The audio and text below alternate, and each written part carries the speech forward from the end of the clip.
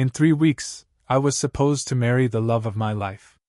My brother was my best man. Then one message destroyed everything. They'd been sleeping together, and she was pregnant. That's the day I stopped trusting anyone. Leroy Morrow stood in the pale light of dawn, the kitchen quiet except for the low hum of the fridge and the occasional whistle from the kettle. A mug of strong black coffee steamed in his hand as he watched Gabriella Lane move about the room, sunlight catching on the diamond nestled on her finger. In just under a month, he would call her his wife. The thought brought a smile to his face. Gabriella offered him a glance and a faint smile, though her expression didn't fully match the joy expected of a soon-to-be bride. Her movements were graceful, but beneath them lay a tightness, a stiffness she couldn't fully mask. Leroy, lost in thoughts about the day ahead, a pressing contract, a final site inspection, and a dinner reservation later that evening, didn't notice. He downed the last of his coffee, kissed her cheek, and disappeared into the morning. The streets of Charlotte were already bustling, the city alive with its usual weekday rhythm. Leroy's phone buzzed just as he turned onto I-277. A message from Mickey Shepard lit up the screen. Lunch today? Usual spot? Leroy exhaled, somewhere between a sigh and a groan. Mickey, his younger brother by 4 years, always seemed to call when he needed something. Still, Leroy typed back, 12:30. Don't be late. Work passed in a blur. Deadlines loomed and Leroy's calendar barely had room to breathe. When he slid into the booth at the Hollow Oak, a local diner with cracked leather seats and the best sweet tea in the county, Mickey was already there, that familiar cocky grin painted across his face. Mickey talked fast, flattered Leroy's upcoming wedding, and then, inevitably, pivoted the conversation. He was behind on rent again, commissions had fallen through, and his landlord was losing patience. Leroy had heard it all before. The details changed, but the ask was always the same. $2,000 this time. Just a temporary loan. Just until things smoothed out. Leroy didn't lecture, not today. Instead, he scribbled the check in silence, sliding it across the table with a tight jaw and tired eyes. Mickey gave the same sheepish thank you, the same promise that it was the last time. Leroy barely nodded. Family was family.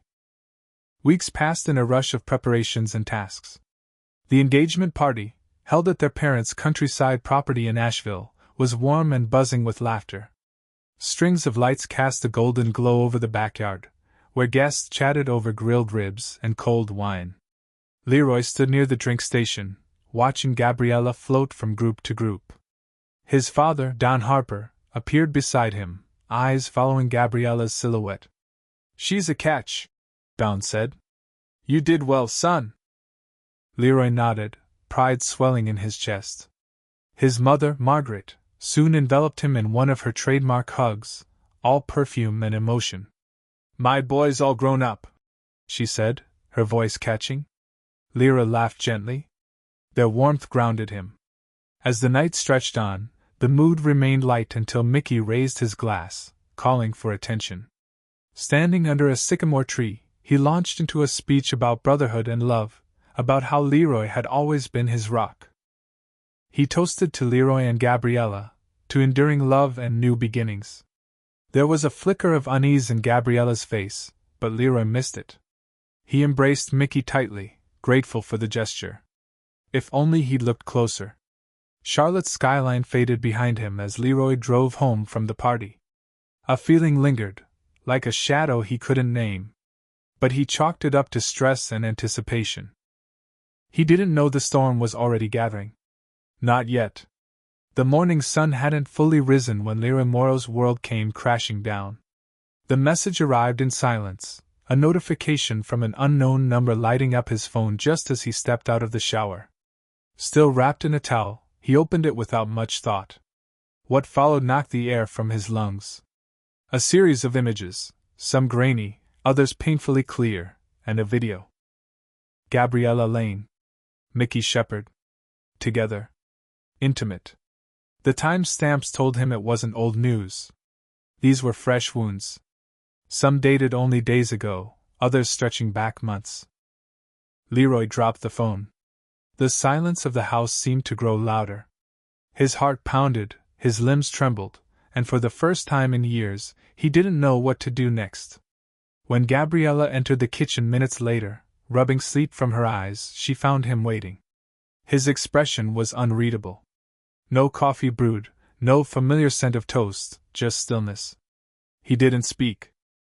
Instead, he pushed the phone across the counter toward her. She paused, confused, until she looked down. Color drained from her face. Her hand trembled as she reached for the phone, but she said nothing. He spoke quietly, barely a whisper. "How long?" Gabriella's lips parted, but no words came. Then, finally, a broken confession. 6 months. Each syllable landed like a blow. There were no theatrics. No shouting, no thrown dishes. Just silence. He told her to pack her things.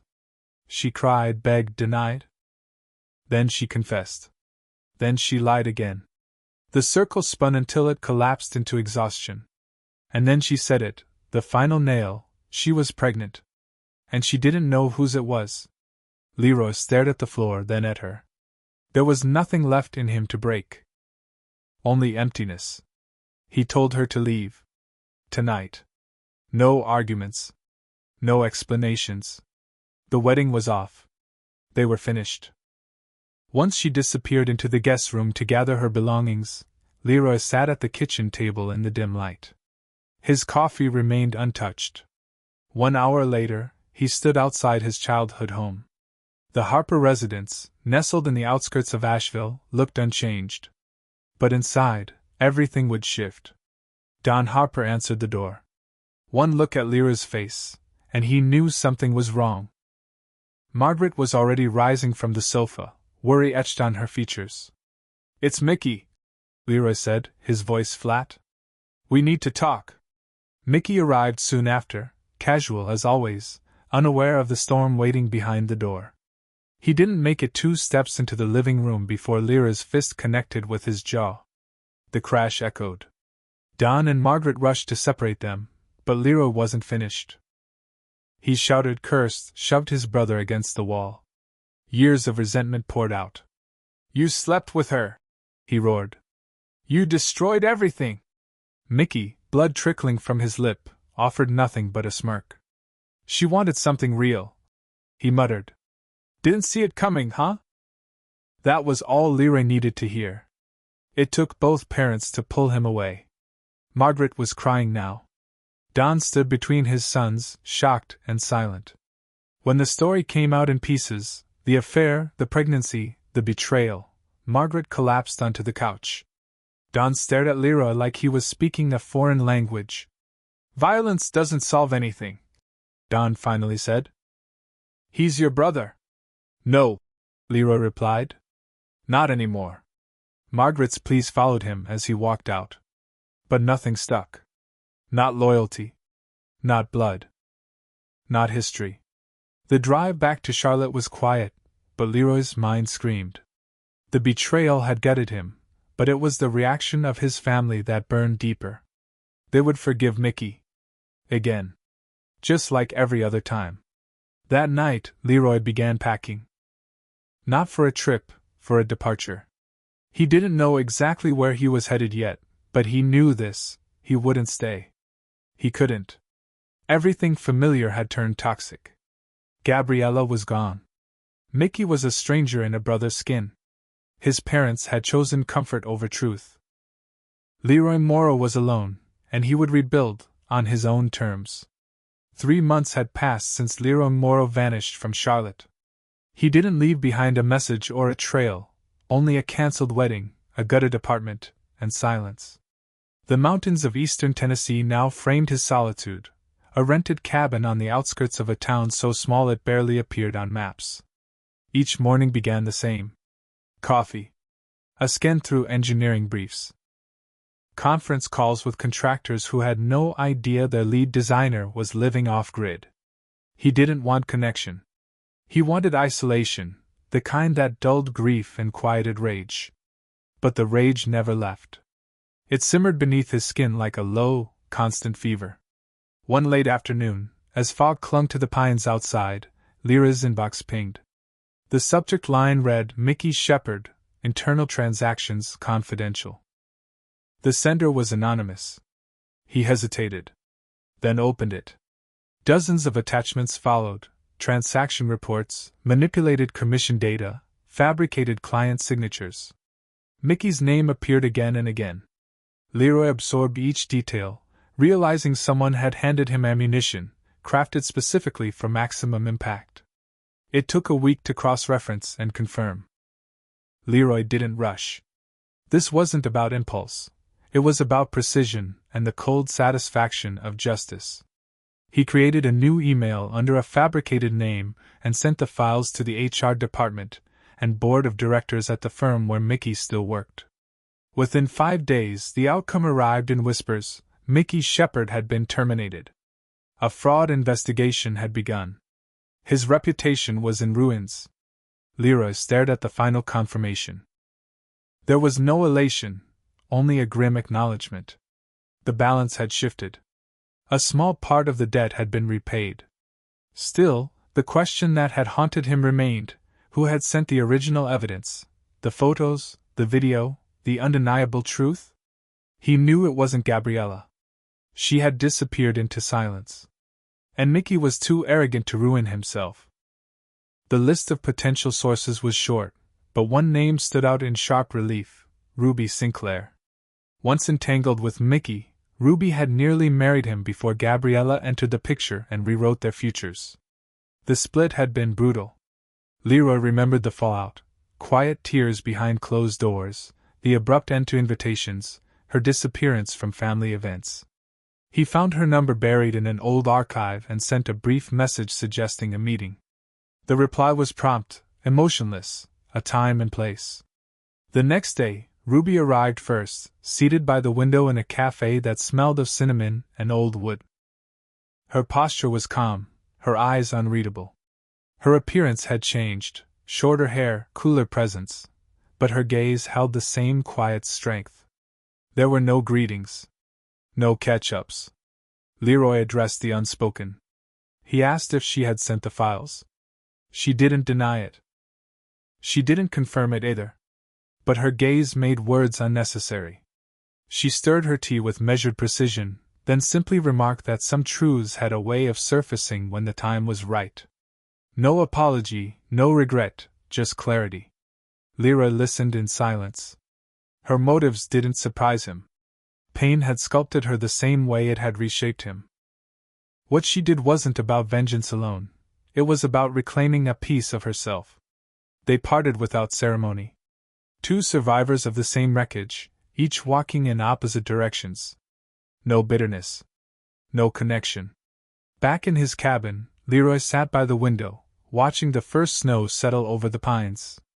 The revenge, the fallout, the answers, all of it had changed him.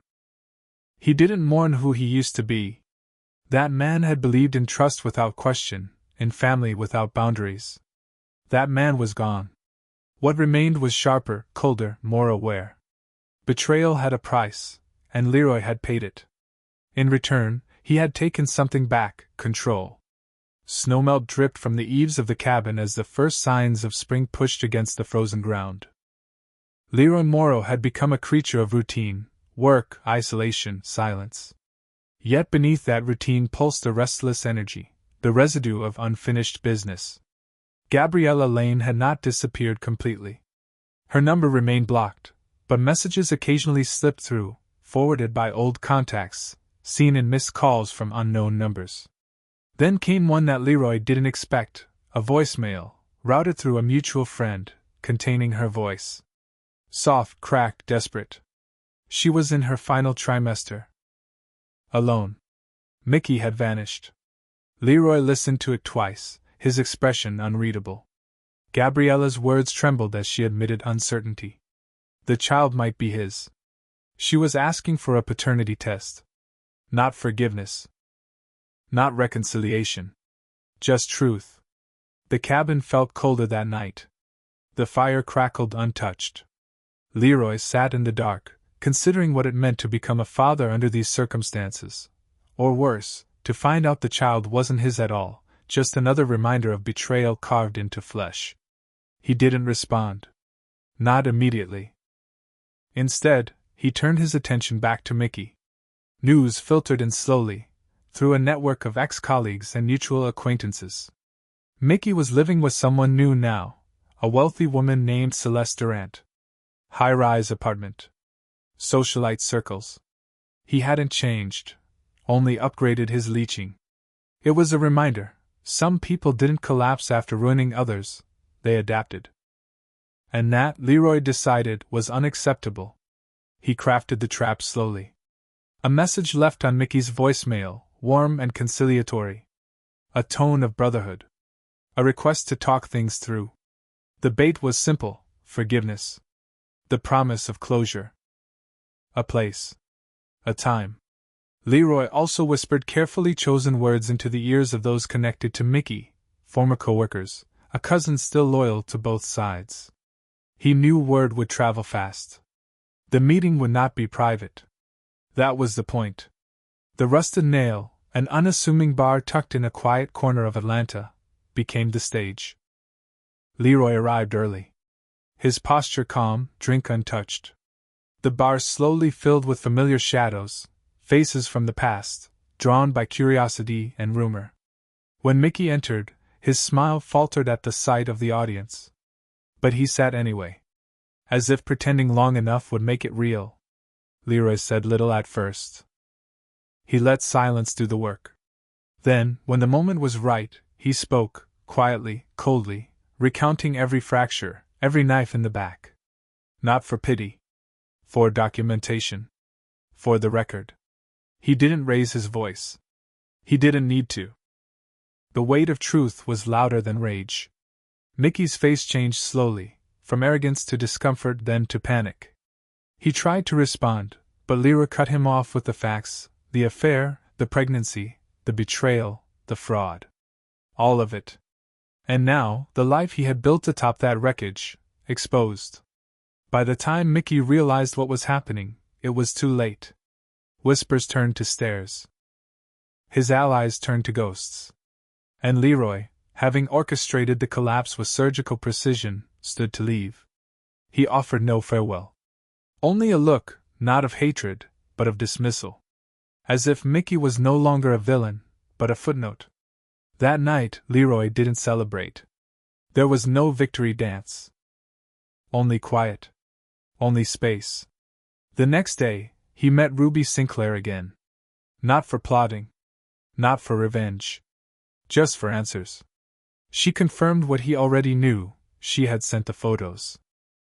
Not out of hatred, but necessity. Gabriella and Mickey had shattered her once. This was restitution. Leroy didn't thank her. But he didn't resent her either.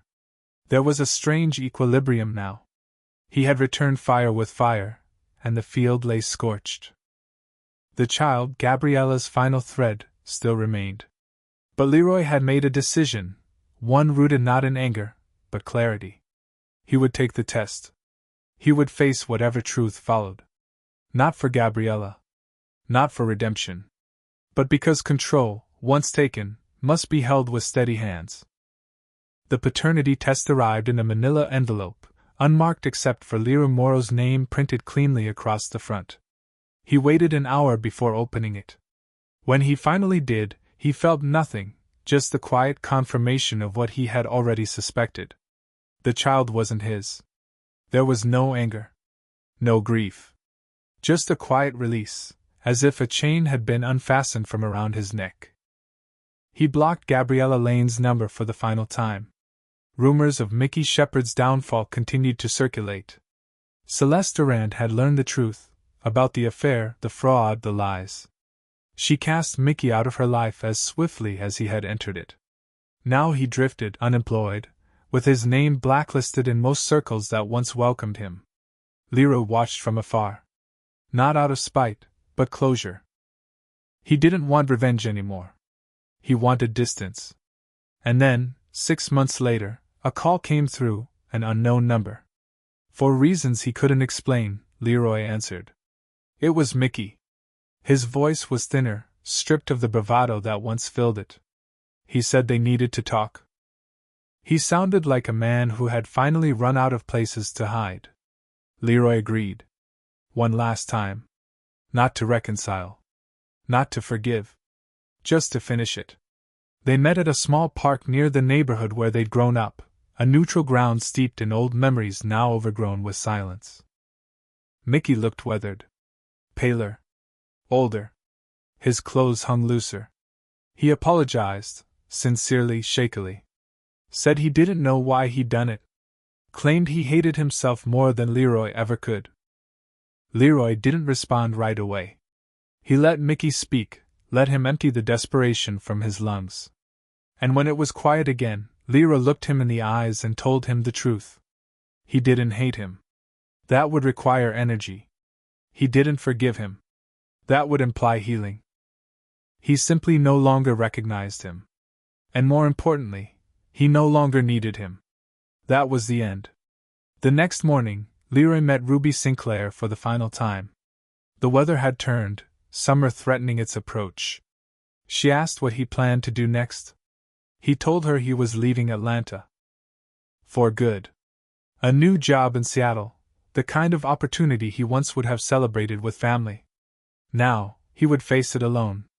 Ruby said nothing. Just nodded. Two people burned by the same flame, finally stepping out of the smoke.